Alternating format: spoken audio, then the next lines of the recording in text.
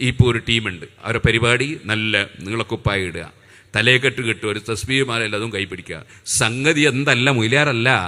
പിന്നെ എന്താ പരിപാടി?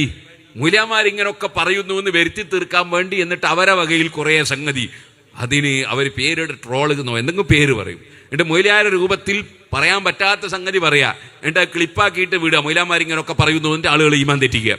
അവർക്കെന്താണ്? അവർക്കതിനൊക്കെ സംഖ്യ കിട്ടാനുണ്ട്, എത്ര ആള് കേൾക്കാനുണ്ട്, അതനുസരിച്ച് പണം കിട്ടാനുണ്ട്. യൂട്യൂബുകാരും അല്ലാത്ത ആളൊക്കെ പൈസ കൊടുക്കാനുണ്ട് എന്നാ പറയുന്നു. സുബ്ഹാന ജല്ല ജലാലു.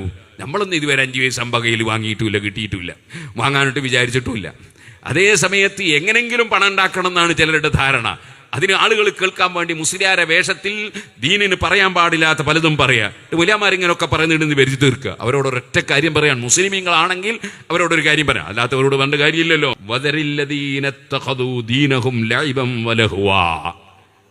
ദീനിനെ കളിയും തമാശയുമാക്കിയ കക്ഷികൾ അവരെ വിട്ടേക്കൂ നബിയേ.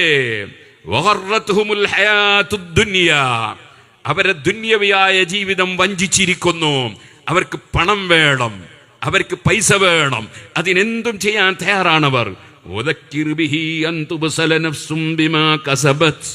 അവർ വലിയ ഹലാക്കിലേക്ക്, നാശത്തിലേക്ക് പോയി വീഴുകയാണ്. ഖുർആൻ ഓതിയിട്ട് അവർക്ക് ഉത്ബോധനം നടത്തൂ നബിയേ.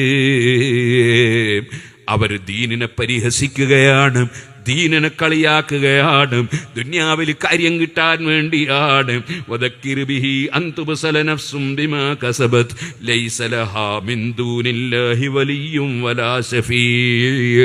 തെറ്റ് ചെയ്തിട്ട് പടച്ച റബ്ബിന്റെ അടുക്കലേക്ക് ചെന്നാൽ അല്ലാഹുവല്ലാതെ അവർക്ക് സംരക്ഷകനില്ല, അല്ലാഹുവല്ലാതെ അവർക്ക് റെക്കമെൻഡ് ചെയ്യാൻ ഒരു മഹാനും തയ്യാറാകൂല.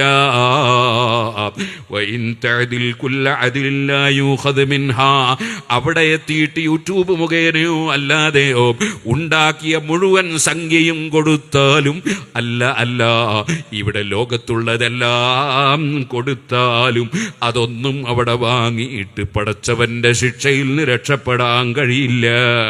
ഉലൈകല്ലദീന ഉബ്സിലൂ ബിമാ കസബൂ.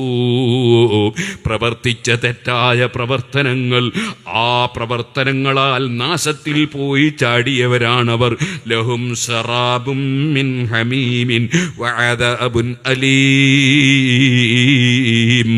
അവർക്കതാ കഠിനമായ ചൂടുള്ള പാനീയം അതേ പടച്ച റബ്ബ് കൊടുക്കുന്നു നരകത്തിൽ വെച്ച്. വഅദാബുൻ അലീം, വേദനിപ്പിക്കപ്പെടുന്ന ശിക്ഷയും നൽകുന്നു.